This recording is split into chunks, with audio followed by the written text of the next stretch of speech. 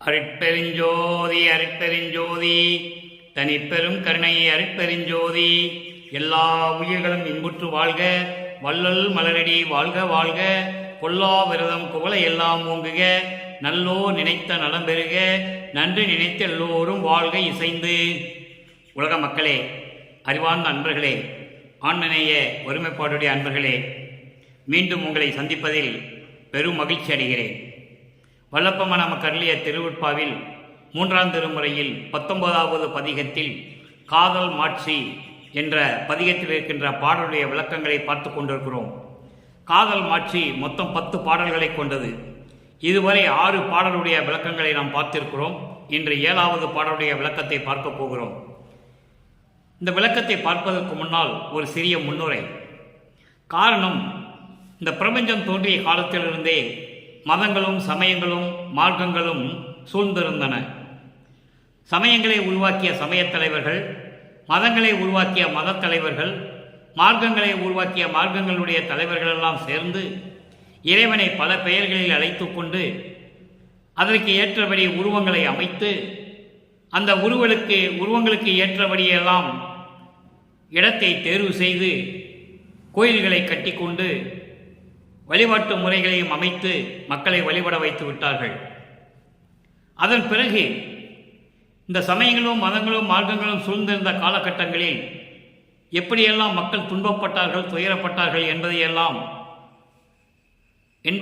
உணர்ந்து இனிமேல் இதெல்லாம் வேண்டாம் என்ற சூழ்நிலை வரும்பொழுது அருட்பெருஞ்சோதி ஆண்டவர் சமரச சுத்த சன்மார்க்க சங்கத்தை நிறுவுகிறார். சமரச சுத்த சன்மார்க்கத்தை நிறுவிய பிறகு அதை செயலாற்றுவதற்காக இந்த உலகிற்கு தன் அருளால் ஒரு மகனை ஒரு தாயின் வழியாக வருவிக்க செய்கிறார். அப்படிப்பட்ட மகன் இந்த மண்ணுளை வருவிக்க உற்று எப்படியெல்லாம் இறைவனை வேண்டுகிறார் என்பதையும் நாம் பார்த்து கொண்டிருக்கிறோம். செல்வப்பிள்ளை என்று பெயரிட்ட மகன் இங்கே மண்ணுலகிலே வள்ளல் பெருமானாக இருந்து கொண்டிருந்தார்.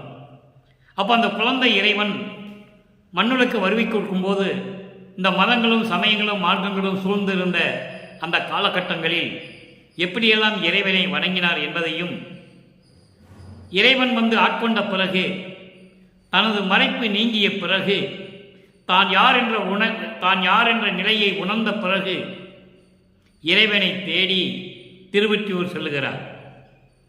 9வது ஆண்டிலே இந்த மண்ணுலக்கை வருவிக்க உற்று நமது குழந்தை இறைவன் வல்லப்பமானவர்கள் இந்த மண்ணுலக்கை வருவிக்க உற்று 9 ஆண்டுகள் வரையிலும் தான் யார் என்ற நிலை அவருக்கு தெரியாது. 9வது ஆண்டில் அருட்பெருஞ்சோதி ஆண்டவர் வந்து ஆட்கொண்ட பிறகு அவருடைய நிலை அவருக்கு தெரிகிறது. ஆனால் அருளை பெறவில்லை. நிலை மட்டும், மறைப்பு மட்டும் நீங்குகிறது. மறைப்பு நீங்கிய பிறகு இறைவனிடம் எப்படியாவது அருளை பெற்றுவிட வேண்டும் என்ற நோக்கத்தில் திருவொற்றியூர் செல்கிறார். தன்னை ஒரு பெண்ணாகவும், அதாவது தலைவியாகவும், இறைவனை தலைவனாகவும், உள்ளத்தை தோழியாகவும் வர்ணனை செய்து இந்த பாடல்களை நமக்கு அருளியிருக்கிறார்கள்.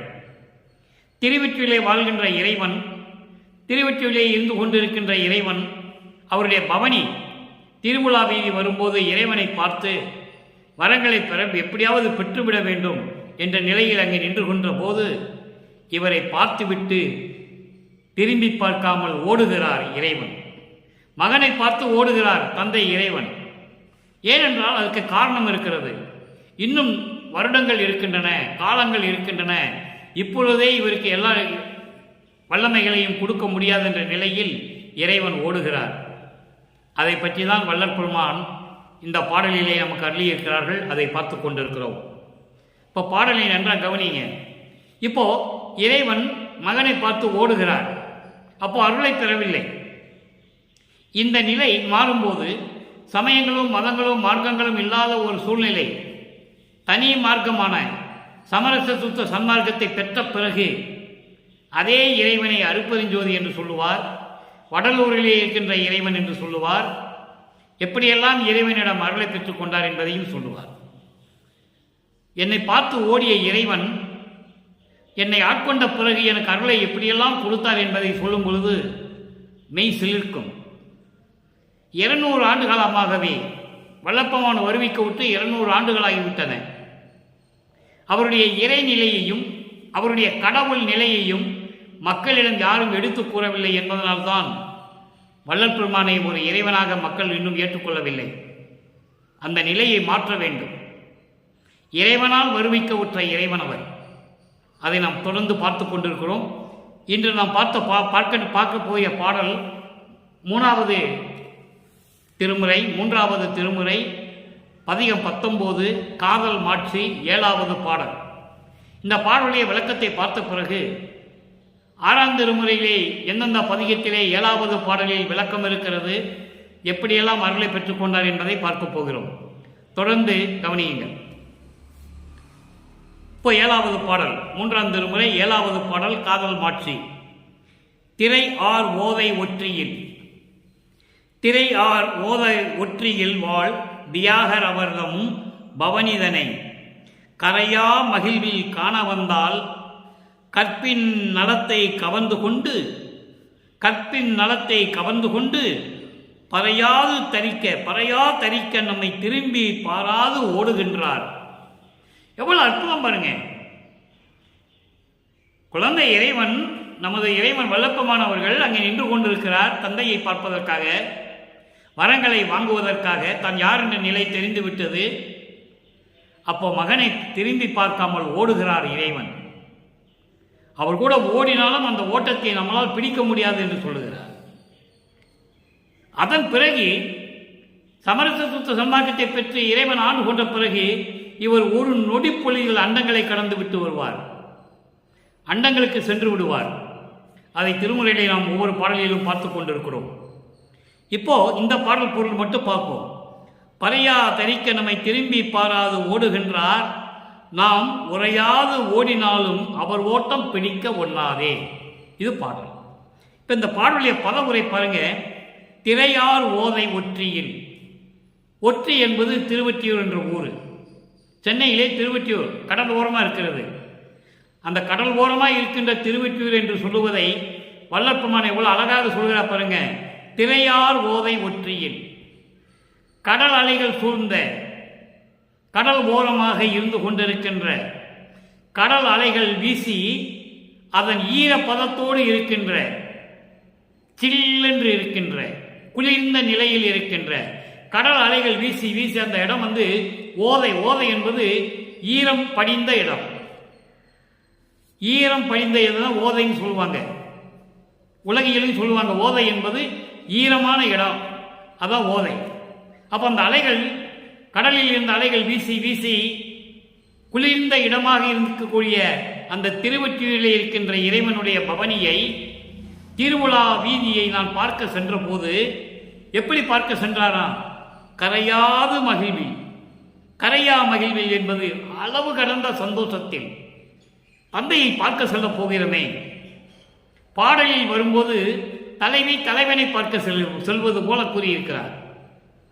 அப்போ இறைவனை பார்க்க வேண்டும் என்று அளவு கடந்த சந்தோஷத்தில் அங்கு நின்றுகின்ற போது எனது பெண்மையை பறித்து கொண்டு, எனது வெட்கத்தையும் நாணத்தையும் எனது சந்தோஷத்தை எல்லாம் பறித்து கொண்டு என்னை திரும்பி பார்க்காமல் ஓடுகிறார். அவர் ஓடி சென்று ஓட்டத்தை பிடிக்க முடியும் என்று நினைத்தாலும் கூட ஓட முடியவில்லையே என்று சொல்லி இந்த பாடலை அருளியிருக்கிறார்கள்.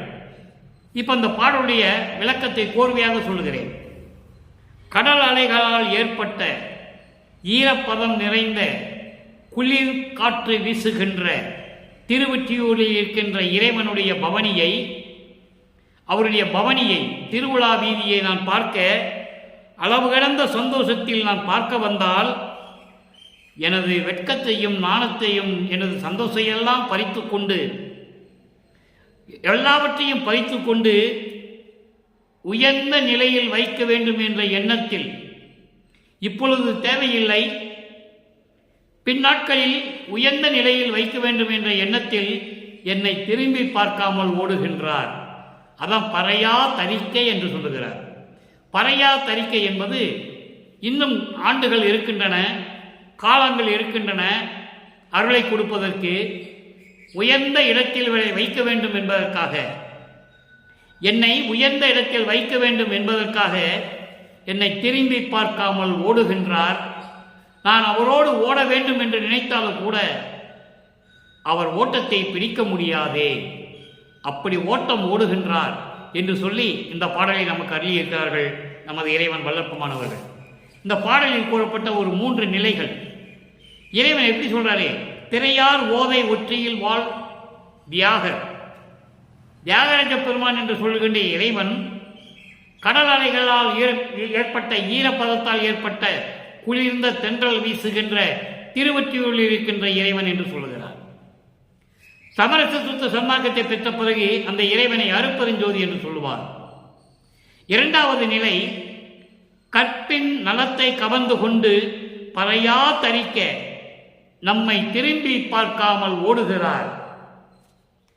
நான் இறைவனை காண வேண்டும் சந்தோஷத்தோடு நின்று கொண்டிருக்க என்னை பார்த்து திரும்பி பார்த்து இப்பொழுது இவனுக்கு அருள் கொடுக்க தேவையில்லையே, உயர்ந்த இடத்தில் இருக்க வைக்க வேண்டும் என்ற எண்ணத்தில் என்னை திரும்பி பார்க்காமல் ஓடுகின்றார்.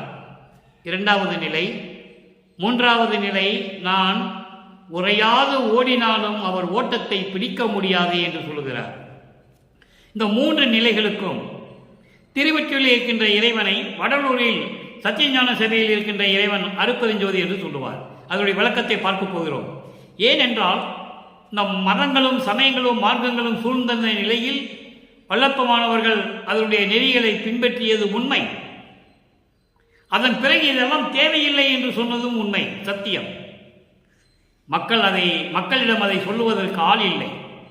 கீழிருந்து வர வேண்டும் கீழிருந்து வர வேண்டும் என்று சொல்லி மக்களை ஏமாற்றிக் கொண்டிருக்கிறார்கள். அப்படி அல்ல. சமரச சுத்த சன்மார்க்கம் என்பது எதையும் சாராத மார்க்கம். கீழே உருவ வழிபாடு செய்து சமயங்களிலும் மதங்களிலும் மார்க்கங்களிலும் இருந்த வழிபாடுகள் எல்லாம் செய்து வர வேண்டிய அவசியமே இல்லை. அதை நீங்கள் புரிந்து கொள்ள வேண்டும் நண்பர்களே.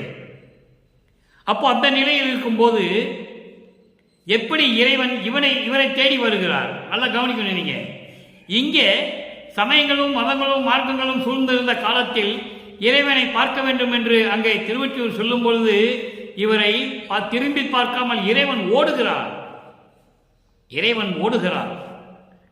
சமரச சுத்த சன்மார்க்கத்தை பெற்ற பிறகு இறைவன் இவரோடு வந்து கலந்து கொள்ளுகிறார். நல்லா புரிஞ்சுக்கணும் நீங்க. அதுக்கடுத்து இவரை விட்டு ஓடும்போது இவருக்கு நிறைய வரங்களை தர வேண்டியிருக்கும் சொல்லி ஓடுறாரு இல்லையா? அப்போ என்னென்ன வரங்களை கொடுத்தார், எப்படி உயர்ந்த நிலையில் தன் மகனை வைத்துக் கொண்டு இறைநிலையை அடைய வைத்தார் என்பதை நாம் பார்க்க போகிறோம். இப்ப பாருங்க, 6ஆம் திருமுறை 49வது பதிகம், இறைவனை ஏத்தும் இன்பம். சமயங்களும் மதங்களும் மார்க்கங்களும் சூழ்ந்திருந்த காலகட்டத்தில் இறைவனை எப்படி வணங்குகிறார்? சமரச சுத்த சன்மார்க்கத்தை பெற்ற பிறகு இறைவனை எப்படி வணங்குகிறார்? இப்ப பாருங்க, தாகம் உள் எடுத்த போது எதிர் கிடைத்த சர்க்கரை அமுதமே என்கோ என்றால் என்று சொல்லுவதா? தாகம் உள்ளெடுத்த போது எதிர் கிடைத்த சர்க்கரை அமுதமே என்கோ, மோகம் வந்து அடுத்த போது கைபிடித்த முக நகை கணவனே என்கோ. அங்கே தலைவனை பார்த்து செல்லுகிறார். எப்படியாவது தலைவனை பார்த்து அருளை பெற வேண்டும் என்று சொல்லி அங்கே தலைவி நின்று கொண்டிருக்கிறாள். அங்கே தலைவி என்பது நமது இறைவன் வல்லற்பமானவர்கள் உள்ளத்திடம் சொல்லுகிறார். இங்கே கணவன் என்று சொல்லுவார். தன்னை மனைவியாகவும் இறைவனை கணவனாகவும் என்று சொல்லுவார். காரணம், இவரோடு இரண்டரை கலந்து கொள்ளும் போது அந்த நிலையை சொல்லுகிறார். வேறொன்றும் இல்லை. அதாவது வர்ணனை செய்து சொல்லுகிறார். முக நகை கணவனே என்கோ, போகம் உள் விரும்பும் போதிலே வலிந்து புணர்ந்த ஓர் பூவையே என்கோ, ஆகம் உட்புகுந்து என் உயிருள் கலந்த அம்பலத்தாடி நின்றனையே.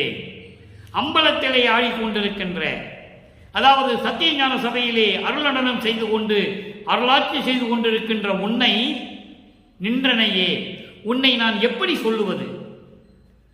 இங்க பாருங்க, தாகம் உள்ளெடுத்த போது எதிர் கிடைத்த சர்க்கரை அமுதே என்கோ. எனக்கு அருள் பசி எடுக்கும் போது, அருள் தாகம் எடுக்கும் போது, அருள் பசி எடுக்கும் போது என் எதிரிலே கிடைத்த சர்க்கரை போன்ற அமுது என்று சொல்லுவதா? தாகத்தை தீர்ப்பதற்காக சர்க்கரை அமுதை உள்ளும் உண்ட பிறகு தாகம் தீர்ந்துவிடும். அதேபோல் எனக்கு அருள் பசி எடுக்கும் போது என் எதிரே கிடைத்த சர்க்கரை போன்று இருக்கின்ற அமுதமே என்று சொல்லுவதா? மோகம் வந்து அடுத்த போது கைபிடித்த முகநகை கணவனே என்கோ. மோகம் வந்து அடுத்த போது ஆசை, உன் மீது ஆசை ஏற்பட்ட போது, என்னை வந்து சேர்ந்த போது, என்னை கைபிடித்த முகநகை கணவனே என்கோ. முகத்தில் புன்னகை புரிந்து, முகத்தில் இளநகை புரிந்து, புன்சிரிப்போடு எனக்கு ஆசை வந்தபோது, உன்னை பார்க்க வேண்டுமே, உன்னோடு இருக்க வேண்டுமே என்று சொல்லி எனக்கு ஆசை வந்தபோது, முகத்திலே புன்சிரிப்போடு வந்து என் கைபிடித்த கணவன் என்று சொல்லுவதா? போகமுள் அரும்பும் போதிலே வலிந்து புணர்ந்த ஓர் பூவை என்போ. எனக்கு இன்பமாக இருக்க வேண்டும் என்று நினைக்கும் போது, ஆசையாக இருப்பது கைப்பிடிச்சிடுறது. அப்ப கணவன் கைப்பிடித்த பிறகு பேரின்பத்தை அடைய வேண்டும். அப்ப அந்த இன்பம் நான் விரும்பும் போது, அந்த பேரின்பத்தை நான் விரும்பும் போது வலிந்து வந்து என்னோடு கலந்த ஒரு பூவையே என்போ. பூவையே என்போ என்பது, இதை பல விளக்கங்கள் இருக்கின்றன. பூவை என்பது ஒரு வகையான பறவை என்று சொல்லுவார்கள். பூவை என்பது ஒரு பெண் என்று சொல்லுவார்கள். அப்போ நளினத்தோடு, நல்ல கவனிக்கிறீங்க, நளினத்தோடு, இங்க பூவையே என்பது நளினத்தோடு, நளினத்தோடு நான் பேரின்பமாக இருக்க வேண்டும் என்று நினைக்கும் போது என்னோடு வலிந்து வந்து விரும்பி வலிந்து வந்து நயத்தோடு, அருமையான வார்த்தை அது பூவை என்பது. அதாவது அந்த நளினத்தோடு விருப்பத்தோடு என்னோடு கலந்த இறைவன் என்று சொல்லுவதா? ஆகம் உட்புகுந்து, ஆகம் என்பது உள்ளம், உள்ளத்திலே புகுந்து என் உயிரினில் கலந்த அம்பலத்தாடி நின்றனையே. என் உள்ளத்தில் கலந்து என் உயிரினில் கலந்து சத்தியஞான சபையிலே அருளடனம் செய்து கொண்டிருக்கின்ற இறைவனே, அருப்பெருஞ்சோதியே, உன்னை நான் எப்படி சொல்லுவது? சர்க்கரை அமுது என்று சொல்லுவதா? கணவன் என்று சொல்லுவதா? மோகம் வரும்போது என் இளமுகை, அதாவது புன்னகையோடு புன்சிரிப்போடு என் கைப்பிடித்த கணவன் என்று உன்னை சொல்லுவதா? பேரின்பம் வேண்டும் என்று நினைக்கும் போது விரும்பி வந்து வலிந்து வந்து என்னோடு நளினமாக இணைந்து கொண்ட இறைவன் என்று சொல்லுவதா? ஆகம் உட்புகுந்து உள்ளத்திலே கலந்து என் உயிரில் கலந்து சத்தியஞான சபையிலே அருளடனம் செய்து கொண்டிருக்கின்ற இறைவன் என்று சொல்லுவதா? ஆக மூன்றாம் திருமுறையிலே திருவொற்றியிலே இருக்கின்ற இறைவன் சமயங்களையும் மதங்களையும் மார்க்கங்களையும் நீக்கிவிட்டு சமரச சுத்த சன்மார்க்கத்தை நிறுவி அருப்பெருஞ்சோதி ஆன பிறகு எப்படி இறைவனை வணங்குகிறார் என்பதை பார்த்துவிட்டோம். அடுத்து ஒரு விளக்கம், பொது நடம். பொது நடம் என்பது அருள் நடனம். அருள் நடனம் என்பது சத்தியஞான சபையிலே இருக்கின்ற இறைவனை எப்படி சொல்லுகிறார்? நல்ல கவனிங்க. அளப்பற விளங்கும் அருள் பெரும் விளக்கே, அருப்பெருஞ்சோதியே, சுடரே, மலப்பினி அறுத்த வாய்மையம் மருந்தே, மருந்து எல்லாம் பொருந்திய மணியே, மருந்து எல்லாம் பொருந்திய மணியே, உழப்பு அரு கருணை செல்வமே, எல்லா உயிருக்கும் உள்ளும் நிறைந்த ஓர் உணர்வே, புலப்பகை தவிர்க்கும் பூரண வரமே, பொது நடம் புரிகின்ற பொருளே. அங்கே தியாகராஜர் என்று சொல்லுவார் இறைவனை, திருவொற்றியில் இருக்கின்ற தியாகராஜன் என்று சொல்லுவார். இங்க வடலூரிலே சத்தியஞான சேவையில் இருக்கின்ற அருப்பெருஞ்சோதி என்று சொல்லுவார். நிலை மாறுகிறது. சமயங்களும் மதங்களும் மார்க்கங்களும் நீங்கி விட்டன, ஒளிந்து விட்டன, மடிந்து விட்டன என்று சொல்லுவார் வளர்ப்புமானவர்கள். எதிர்காலத்தில் அதெல்லாம் இருக்காது. அதற்கென்று கால வரையறைகள் உண்டு. அந்த கால வரை மட்டும்தான், அந்த காலத்து வரைக்கும் தான் அது இருக்கும். ஏனென்றால் ஒவ்வொரு யுகத்துக்கும் கால அளவு உண்டு. கிரேத யுகம், திரேத யுகம், துவார யுகம், கலியுகம், அந்த யுகங்கள்லாம் முடிந்து அந்த காலங்கள்லாம் முடிந்து விட்டது. இப்ப நம்ம ஒளி யுகத்தில் இருந்து கொண்டிருக்கிறோம், சமரச சுத்த சன்மார்க்க காலத்தில் இருந்து கொண்டிருக்கிறோம். சமரச சுத்த சன்மார்க்க காலம் தொடங்கி 200 ஆண்டுகள் ஆகின்றன. சமரச சுத்த சன்மார்க்க காலத்திற்கு எல்லை வரையறையே கிடையாது. எல்லை வரையறை கிடையாது. இத்தனை ஆண்டுகள் என்று கணக்கு கிடையாது. இனிமேல் சமரச சுத்த சன்மார்க்கம் மட்டும்தான் இருக்கும். இப்ப இந்த பாடலுடைய பொருள் பாருங்க. அளப்பற விழுங்கும். அளப்பற விளங்கும் என்பது அலைவு இல்லாமல், அசைவு இல்லாமல் நிரந்தரமாக நின்று கொண்டிருக்கின்ற, அணையா ஜோதியாக இருந்து கொண்டிருக்கின்ற அருட்பெரு விளக்கே, அருட்பெரும் ஜோதியே, சுடரே, பிரபஞ்சம் முழுவதும் பரிபூர்ணமாக ஒளி வீசிக் கொண்டிருக்கின்ற சுடரே, மலப்பினி அறுத்த வாய்மையும் மருந்தே. மலப்பினி என்பது 5 வகையான மலங்கள் சூழ்ந்த ஒரு பிணி, நோய். ஆணவம், கண்மம், மாயை, மாமாயை, துரோதை. இந்த 5 மதங்களையும் நீக்கிய வாய்மையும் மருந்தே. எம் மருந்தே என்பது அமுதமே, சத்தியமான உண்மையான அமுதமே. அதனால் இறைவனை சொல்லுவார் இயற்கை உண்மை விளக்க கடவுள் என்று சொல்லுவார்.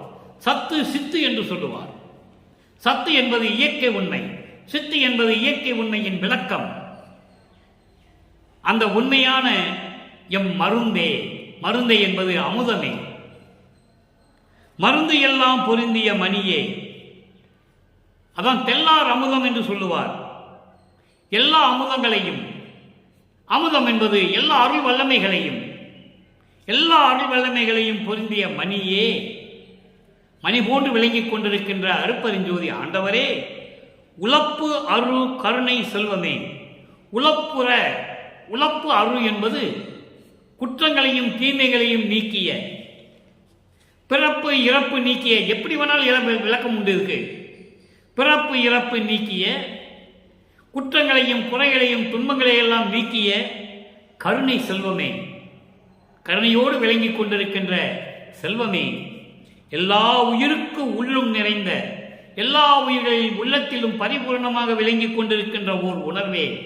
உணர்வே என்பது உணர்ச்சியே. உணர்ச்சியே என்பது அதாவது நன்மை தீமைகள் தெரிய வேண்டும். எல்லா உயிருக்குள் இருந்தால் மட்டும் போதாது, இறைவன் சொன்னவைகளை கடைபிடிக்க வேண்டும். எல்லா உயிருக்குள்ளும் நிறைந்த ஓர் உணர்வே புலப்பகை தவிர்க்கும் பூரண வரமே. புலப்பகை தவிர்க்கும் பூரண வரமே. புலம் என்பது 5 புலங்கள்: ஒளி, ஒளி, சுவை, நாற்றம், உணர்வு. பொறிகள் என்பது கண், காது, மூக்கு, வாய், மெய். அது 5 பொறிகள். இது புலன்கள்: ஒளி, ஒளி, சுவை, நாற்றம், உணர்வு. இவைகளால் ஏற்பக்கூடிய பகை தவிர்க்கும், இவைகளால் ஏற்கக்கூடிய தீமைகளை எல்லாம் நீக்கக்கூடிய, அதான் புலை பகை தவிர்க்கும் என்று சொல்லுகிறார். இவற்றையெல்லாம் நீக்கக்கூடிய பூரண வரமே, பரிபூரணமான அருட்பெருஞ்சோதியே, பொது நடம்புரிகின்ற பொருளே, சத்திய ஞான சபையிலே அருள் நடனம் செய்து கொண்டு, அருளாட்சி செய்து கொண்டு விளங்கிக் கொண்டிருக்கின்ற பொருளே.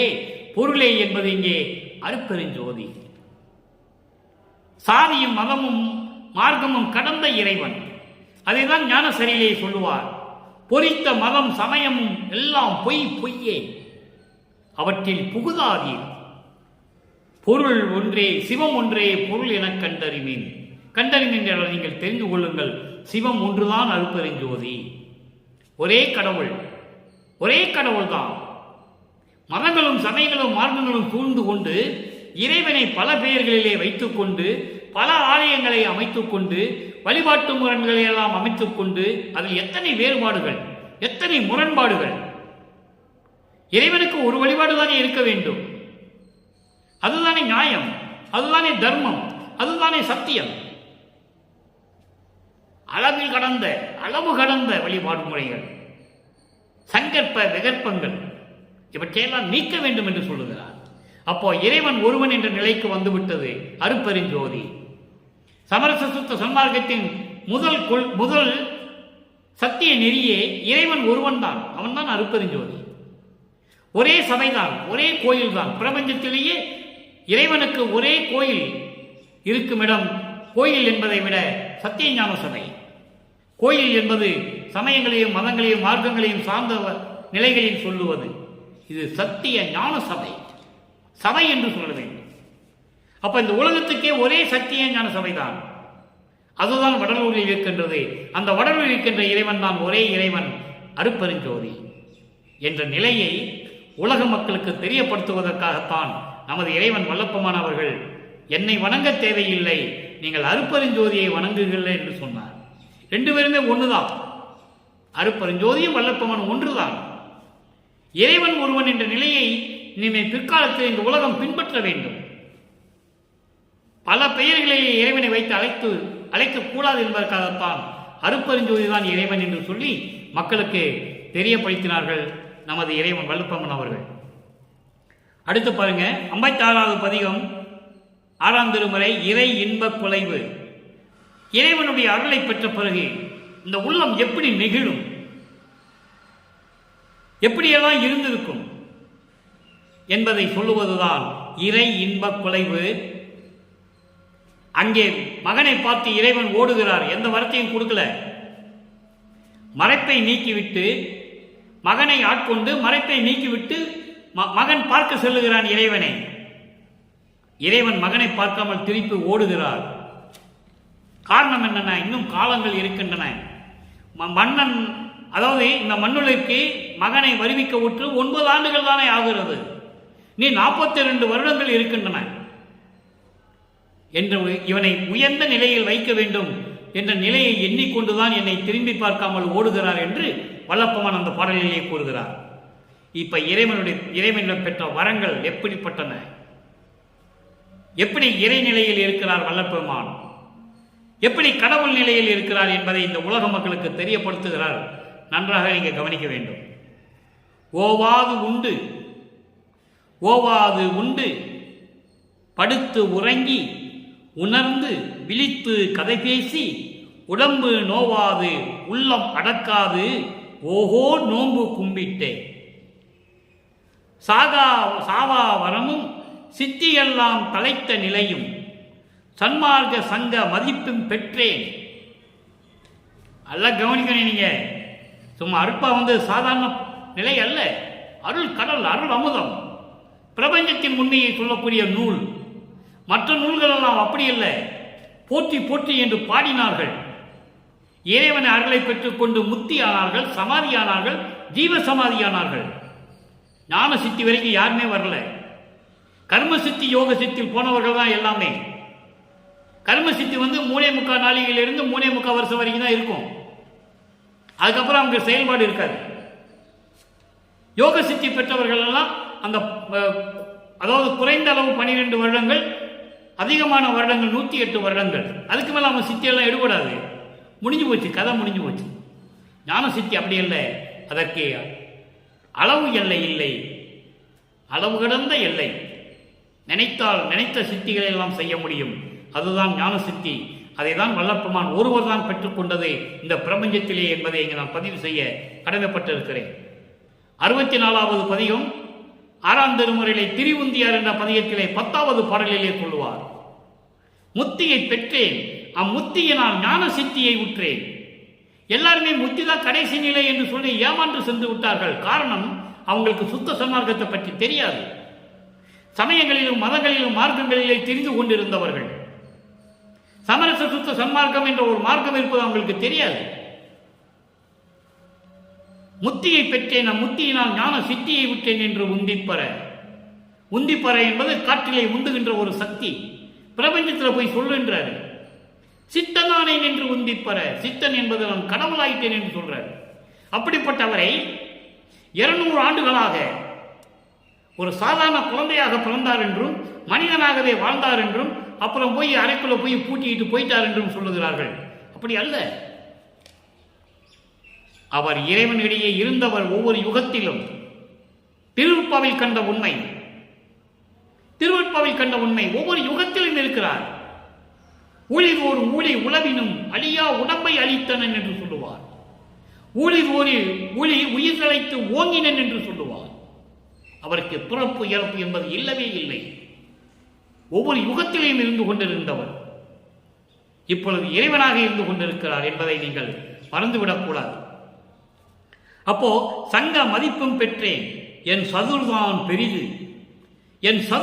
பெரிது என் ஆவா நினைக்கையில் என் சரித்திரத்தை ஆவா நினைக்கில் அதிசயம். என் அப்பா, என் அரசே, என் அமுதே, என் ஆவிக்கு இனிய என் அன்பே, அறிவே, அருட்பெருஞ்சோதி தேவா, இது நின் செயலே. எல்லாமே உன்னுடைய செயல்தான். இச்செயலை நினைக்கும் தோறும் எனது சிந்தை கனிந்து உருகி தெல்லார் அமுதம் ஆனதுவே. இது பாடல். இந்த பாடலுடைய விளக்கம் பாருங்க. ஓவாது உண்டு, தொடர்ந்து உணவு உண்டு. இங்க பாருங்க, இது எல்லாமே உன் செயல் என்று சொல்லுகிறார். நல்லா கவனிக்கணும் நீங்க. அதுக்காக வளர்ப்பவன் பசிக்காம கூட அவராட்டு சாப்பிட்டுக்கிட்டே இருந்தாருன்னு நினைச்சிடக்கூடாது. நீங்க அவருடைய நிலையை சொல்லுகிறார், உலக மக்களுக்கு தெரியப்படுத்துகிறார். ஓவாது உண்டு, படுத்து உறங்கி. ஓவாது உண்டு என்பது இடைவிடாமல் தொடர்ந்து 3 வேளை மட்டுமல்ல, நினைக்கும் போதெல்லாம் உண்டு.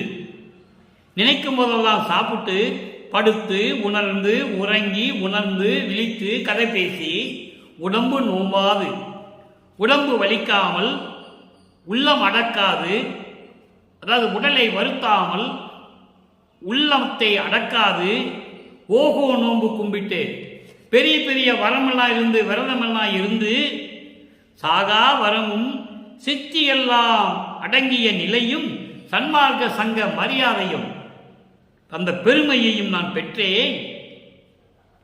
என் சதிர் பெரிதுதான், என் சாமர்த்தியம் அது, என் ஆற்றல் அது.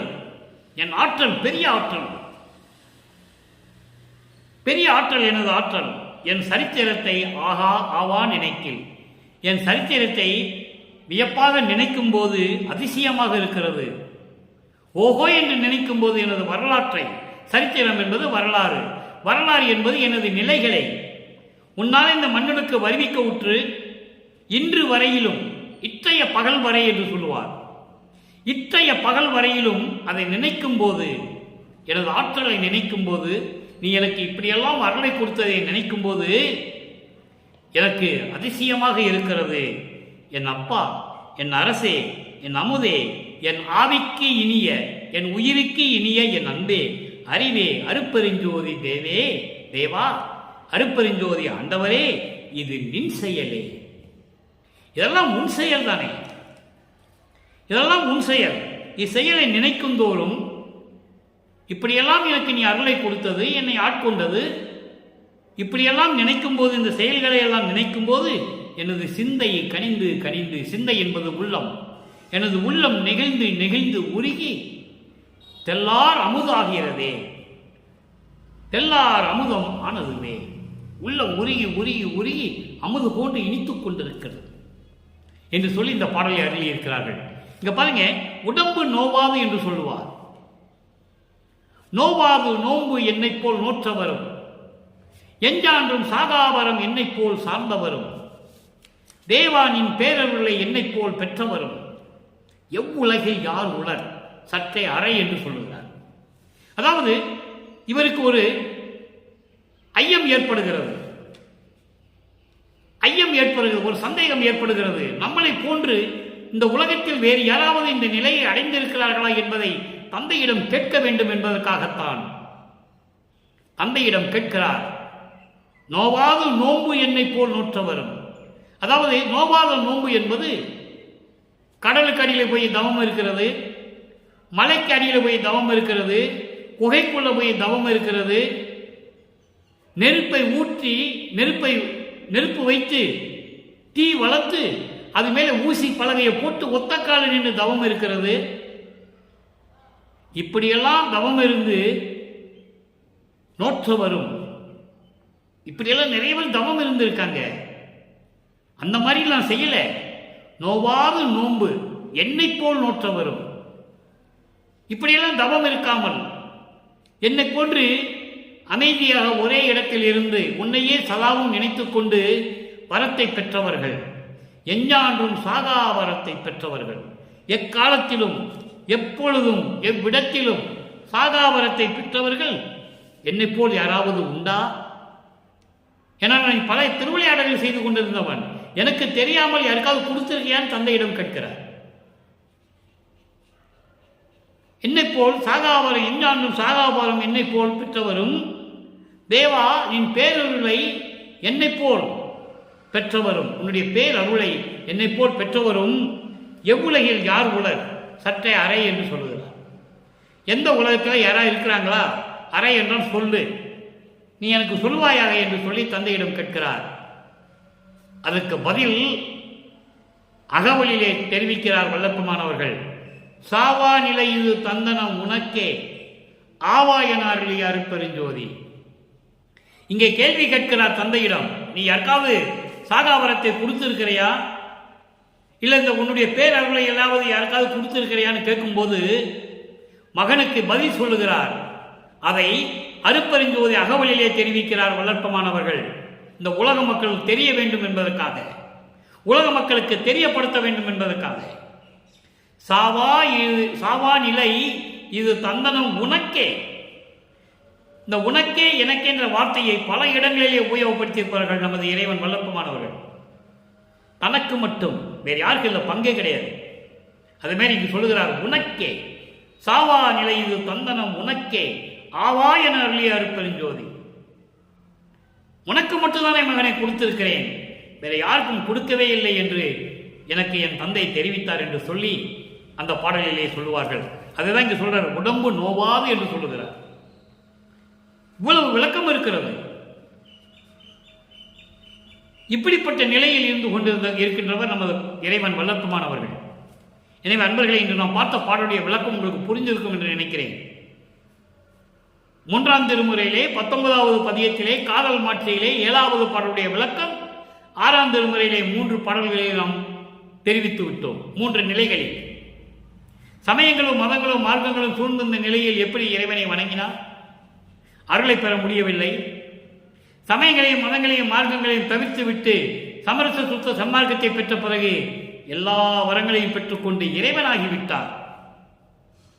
எனவே அன்பர்களே, அப்படிப்பட்ட இறைவனை நீங்களும் வணங்கி சமரச சுத்த சன்மார்க்க சத்திய சங்கத்தில் சேர்ந்து என்பது அதன் விதிமுறைகளை கடைபிடிக்க வேண்டும். இறைவன் ஒருவனே என்ற நிலையில் இருக்க வேண்டும். அவள் ஜோதி வடிவில் இருக்கிறார் என்ற நிலையில் வணங்க வேண்டும். புலையும் கொலையும் தவிர்க்க வேண்டும். உயிர்களை கொலை செய்வது, மாமிச உணவுகளை உட்கொள்வதை நிறுத்த வேண்டும். சமயங்களிலும் மதங்களிலும் மார்க்கங்களிலும் சொல்லப்பட்ட வழிபாடுகளை நிறுத்த வேண்டும். அந்த சங்கற்ப விகற்பங்களை இருக்கக்கூடாது நமக்கு.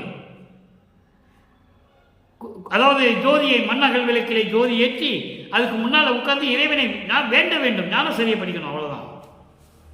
அதில் போய் தேங்காய் பழம் வச்சு ஊதுவத்தி வச்சு கற்பூரத்தை வச்சு செய்யக்கூடாது. அது இறைவனுக்கு உகந்ததல்ல, சமரச சுத்த சன்மார்க்கத்திற்கு எதிரானது. சமரச சுத்த சன்மார்க்கத்திற்கு எதிரானது. அதனால்தான் தனி மார்க்கத்தை உருவாக்கினார்கள் வல்லப்பமானவர்கள். இறைவனிடம் தந்தையிடம் பெற்றுக்கொண்டு மக்களுக்கு எடுத்துரைத்தார்கள். இந்த மார்க்கம் இப்படிப்பட்ட மார்க்கம், இது தனி மார்க்கம். நீங்கள் சமயங்களிலும் மதங்களிலும் இருந்து கொண்டு வர வேண்டிய அவசியம் இல்லை, நேரடியாகவே வாருங்கள் என்று சொல்லுகிறார். எனவே நீங்கள் எல்லாரும் சமரச சுத்த சன்மார்க்கத்தில் சேர்ந்து இறைவனுடைய அருளையும் அவருடைய செல்வங்களை எல்லாம் பெற்றுக்கொண்டு நோயற்ற வாழ்வில் நீங்களும் உங்கள் பிள்ளைகளும் மனைவியும் உறவினர்களும் உங்களை சார்ந்தவர்களும் எல்லாரும் நோயற்ற வாழ்வில் நீங்கள் மகிழ்வோடு வாழ வேண்டும் என்று இறைவனுடைய தயவாலையும் கருணையாலையும் இந்த வள்ளலார் ஊழியன் கூறி விடைபெறுகிறேன். மீண்டும் நாளை சந்திப்போம். நன்றி, வணக்கம். அருட்பெருஞ்சோதி அருட்பெருஞ்சோதி, தனிப்பெரும் கருணை அருட்பெருஞ்சோதி.